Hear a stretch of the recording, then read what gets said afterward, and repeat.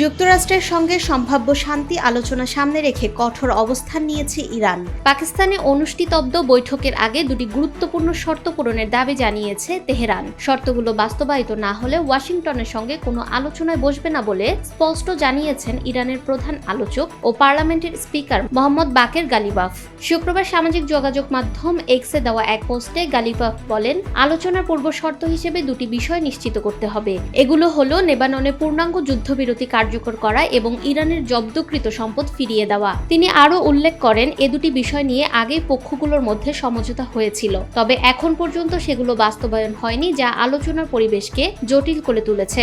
বর্তমানে লেবাননে চলমান সংঘর্ষ এবং যুদ্ধবিরতির শর্ত বাস্তবায়ন নিয়ে মতবিরোধ পরিস্থিতিকে আরও অস্থিতিশীল করে তুলেছে, ফলে সম্ভাব্য শান্তি প্রক্রিয়া নিয়ে অনিশ্চয়তা বাড়ছে বলে মনে করছেন বিশ্লেষকরা। এদিকে পাকিস্তানে শনিবার বিকালে যুক্তরাষ্ট্র ও ইরানের মধ্যে বহুল প্রতীক্ষিত বৈঠক অনুষ্ঠিত হওয়ার কথা রয়েছে। সম্প্রতি পাকিস্তানের মধ্যস্থতায় এবং চীনের সহায়তায় গত 8 এপ্রিল 2 সপ্তাহের জন্য একটি সাময়িক যুদ্ধবিরতিতে সম্মত হয় যুক্তরাষ্ট্র ও ইরান। পাকিস্তানের প্রধানমন্ত্রী শাহবাজ শরীফ এই মধ্যস্থতাকে দেশের জন্য গর্বের বিষয় বলে মন্তব্য করেছেন। অন্যদিকে ডোনাল্ড ট্রাম্প বলেছেন, ইরানের নেতাদের আলোচনায় আনতেই তাদের বাঁচিয়ে রাখা হয়েছে এবং সম্ভাব্য শান্তি আলোচনায় পারমাণবিক ইস্যু গুরুত্বপূর্ণ ভূমিকা রাখবে। পাকিস্তানে অনুষ্ঠিতব্য এই বৈঠক ঘিরে আন্তর্জাতিক অঙ্গনে ব্যাপক আগ্রহ তৈরি হলেও ইরানের শর্ত আরোপ নতুন করে কূটনৈতিক প্রক্রিয়াকে অনিশ্চয়তার মুখে ঠেলে দিয়েছে। এখন দেখার বিষয়, শর্তগুলো পূরণ করে দুই দেশ আলোচনার টেবিলে বসতে পারে কিনা।